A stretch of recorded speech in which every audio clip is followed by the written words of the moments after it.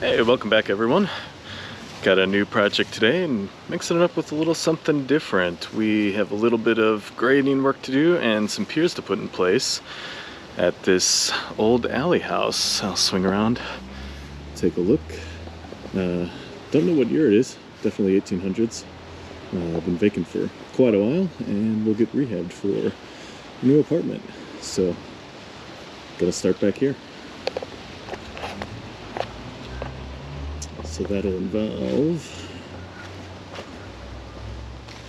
evening this out, getting a couple new piers in here. So fairly straightforward, nice day project, and nice to mix up something from the framing work we've been doing lately. So I'll just give a quick walk around to show the building. It is not large. I'll show it in relation to the newer but still old building up front. It's a 4-family building that is occupied. And then at the alley, you can see it is not a large building. So should be a nice little renovation project. Make a nice apartment for somebody. Get another view here of the north and west elevations. Again, not a particularly large building, but it's going to make a great apartment. There is a second floor space up there, so it is larger than it appears just on first floor size alone. And again, if I had to hazard a guess, I should probably look this up and see if there are any records. If I had to make a guess, I'd probably say 1870s on the initial construction here.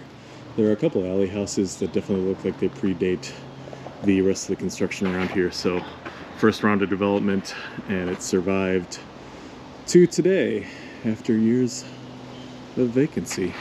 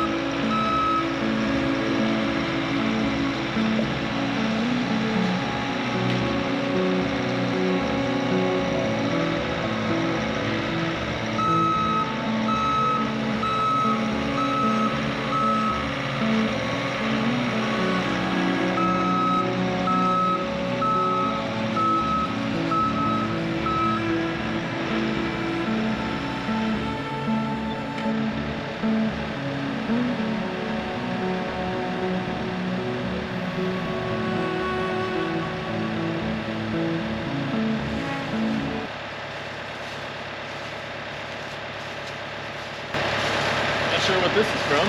Some sort of old wheel.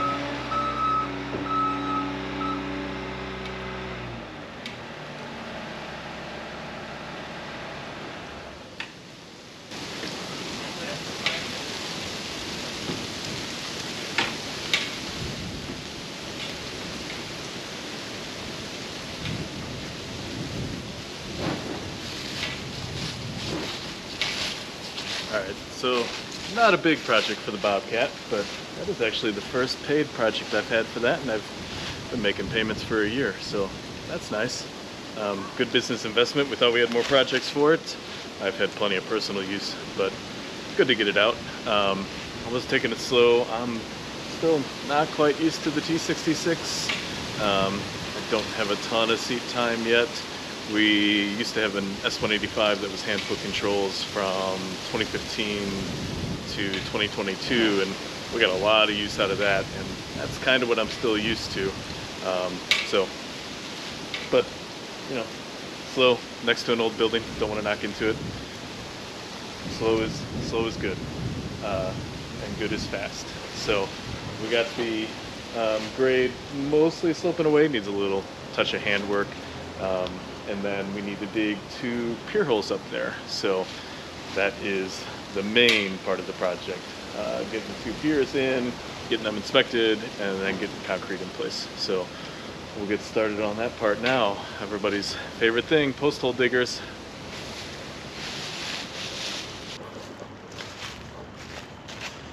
And we're back out here after some grading and digging the holes for the piers. They have since been inspected. Ooh, exciting views. We did pass inspection. Frost here is 30 inches, so that is how deep we need to go. These are actually about 32 inches because you typically end up over digging a little bit when you're clearing out the bottom. Definitely not hurting anything. And then this is how we cut tubes off. We just stick them on the end of the wheelbarrow, rotate it around, one person rotating, one person on the circular saw. Cuts it off pretty nice and easy. If you're looking for some minor tips to help you out. So we'll get those plumbed up in place. We need to put a little notch into them to square off the front, just for looks purposes on this particular project.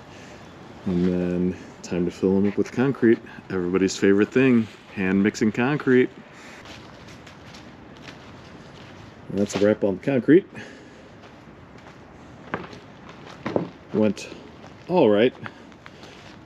I wanted the outward facing side squared off, and this with the corner square held up better than this. Probably could have used a little more support initially, but it'll be fine when we come back and pull this off and have a nice straight face presenting outwardly.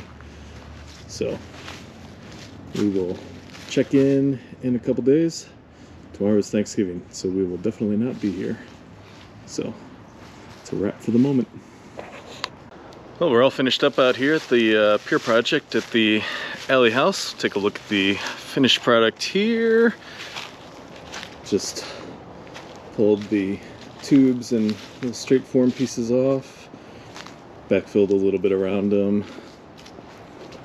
So this one's squared off for the corner, this one's got a straight face for just the front, and then the porch will be supported by that old foundation wall there, and then go across the whole front face and be covered by the roof. So be a nice sitting area in the yard here. Now in retrospect, it may have been easier to just put a box on top of the round tubes. Would have made the pour itself a little easier. Unfortunately, we didn't record that part. We just jumped in and got to work, but placing concrete after you mix it by hand is maybe not the most exciting thing to put on a video. But the final product is what it was supposed to be, and it'll hold those 6x6 posts nicely up out of the ground and then carry the porch and the roof load. So we got what the plans had in mind at the end. So that wraps things up here. Thanks for watching. We hope you enjoyed what you saw, and if you liked it, click that like button. We'd be thrilled if you were a subscriber and keep watching more videos. I think We're going to be back here at some point, probably, to sister some joists inside. We'll see. Sounds like a spring project. So, until next time, thanks for watching.